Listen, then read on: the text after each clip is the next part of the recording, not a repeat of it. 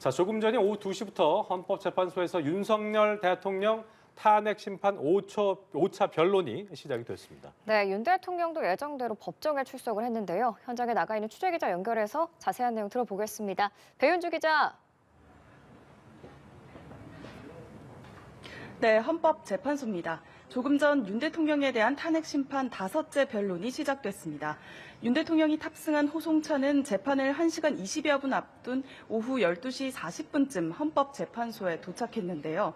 윤 대통령이 공개 변론에 나온 건 이번이 3번째인데 역시나 포토라인에 서지는 않았습니다. 윤 대통령은 지난 3, 4차 변론기일과 마찬가지로 남색 정장에 붉은 넥타이를 맨 차림으로 착석했습니다. 자, 배 기자, 지난 4차 변론에는 윤석열 대통령 측 증인 신문이 있었는데 오늘 국회 측이 신청한 증인 신문이 줄줄이 예고돼 있다고 하죠?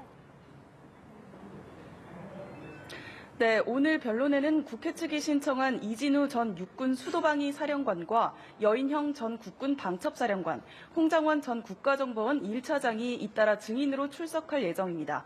세 사람 모두 국회 측 증인이기 때문에 국회 쪽에서 먼저 주신문을 진행한 뒤 윤 대통령 측에서 반대 신문을 하게 되는데요. 이후 헌법재판소 재판관들도 궁금한 사항을 직접 묻기도 할 예정입니다. 이들은 12월 3일 계엄 당일 윤 대통령과 김용현 전 국방장관의 지시로 국회 병력을 투입하거나 정치인 체포에 나섰다는 핵심적인 진술을 해온 만큼 오늘 변론은 탄핵 심판의 분기점이 될 전망입니다. 가장 먼저 오후 2시 반에 이진우 전 수방사령관이 증언대에 섭니다.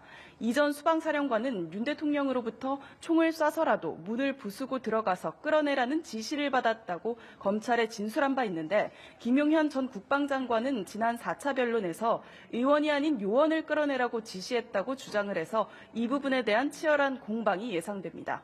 이어 오후 4시에는 정치인 체포와 선관위 장악 등을 주도한 혐의로 구속 기소된 여인형 전 방첩사령관의 증인 신문이 진행됩니다. 마지막 증인은 홍장원 전 국정원 1차장으로 오후 5시 반에 신문이 시작됩니다. 특히 홍 전 차장은 계엄 당일 윤 대통령과의 통화에서 이번 기회에 싹 다 잡아들이라는 지시를 받았다고 처음으로 밝힌 뒤 윤 대통령 측과 상반된 증언들을 이어오고 있습니다.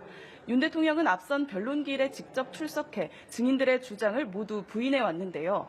지난 4차 변론 때 김용현 전 장관에게 직접 질의한 것처럼 오늘도 출석한 증인들을 상대로 직접 질의에 나설지도 관전 포인트입니다.